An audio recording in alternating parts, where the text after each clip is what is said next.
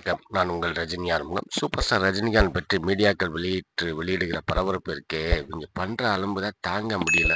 தலைவர் சின்ன medical செக்கப்புக்காக hospital admit ஆயிருக்காரு. அதுக்கு இந்த தந்தி டிவி போடுற தம்மையில் இருக்கே, பிரபல யூடியூப் சேனலுக்கே டப் கொடுப்பாங்க போல. அந்த அளவுக்கு தம்மையில வைக்கிறாங்க.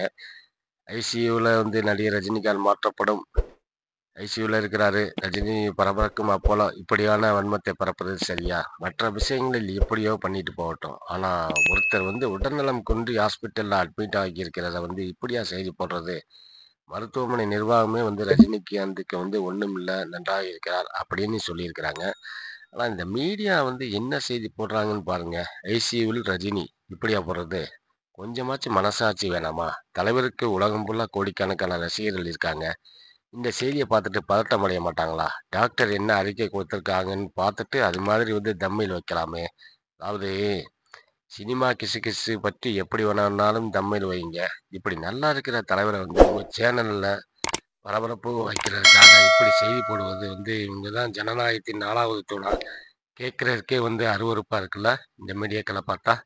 Okay friends. இந்த வீடியோ பத்தின உங்க எண்ண ஓட்டங்கள நம்ம கமெண்ட்ஸ் பாக்ஸ்ல தெரிவிங்க. இந்த வீடியோ பிடிச்சிருந்தா லைக் பண்ணுங்க, கமெண்ட் பண்ணுங்க, ஷேர் பண்ணுங்க. முக்கியமா சப்ஸ்கிரைப் பண்ண மறந்துடாதீங்க. மகிழ்ச்சி. தொடர்ந்து உங்க சப்போர்ட்டா குடுங்க.